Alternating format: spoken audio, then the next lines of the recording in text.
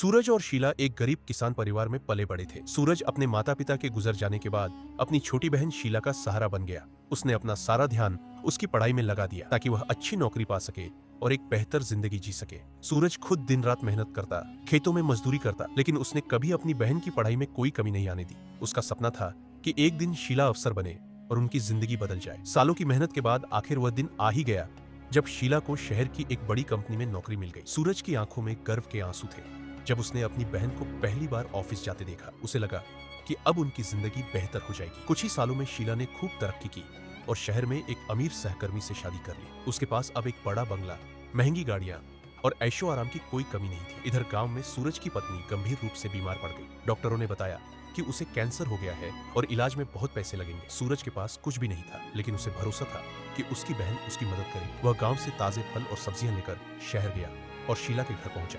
दरवाजे पर नौकर ने उसे रोक लिया, लेकिन जब शीला ने देखा कि उसका भाई आया है तो वह बाहर आई। सूरज ने हाथ जोड़कर कहा, शीला, मेरी पत्नी बहुत बीमार है। डॉक्टरों ने कहा है कि तुरंत इलाज जरूरी है। मुझे थोड़े पैसे उधार दे दे बहन।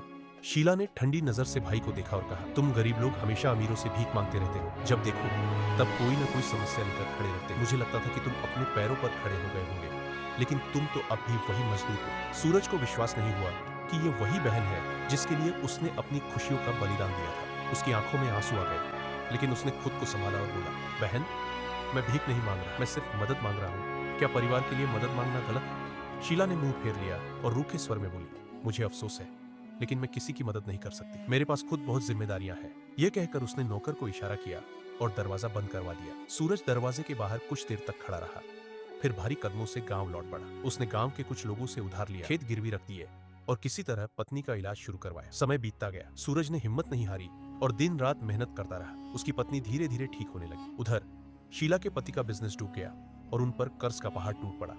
शीला, जो कभी ऐशो आराम में रहती थी, अब कर्जदारों के डर से दर दर भटकने लगी। आखिर एक दिन जब उसके पास रहने के लिए कोई जगह नहीं बची तो वह गांव वापस लौट आई। लेकिन जब वह अपने पुराने घर पहुंची तो देखा कि सूरज अब गांव का एक सम्मानित किसान बन चुका था। उसके खेत लहलहा रहे थे, उसकी पत्नी स्वस्थ थी और उसके पास अब किसी चीज की कमी नहीं थी। शीला रोते हुए सूरज के पास गई और बोली, भैया, मैं बहुत पछता रही हूँ। मैंने तुम्हें ठुकरा दिया, लेकिन आज मुझे ही सहारे की जरूरत है। क्या तुम मुझे माफ कर सकोगे? सूरज ने उसे देखा। उसकी आंखों में दर्द भी था और करुणा भी। उसने गहरी सांस ली और कहा, बहन, तुमने जो किया वह तकलीफदेह था, लेकिन परिवार होने का मतलब ही यही है कि हम एक दूसरे को माफ कर सकें। उसने अपनी बहन को अपने घर में जगह दी, लेकिन इस बार वह मजबूती से खड़ा था।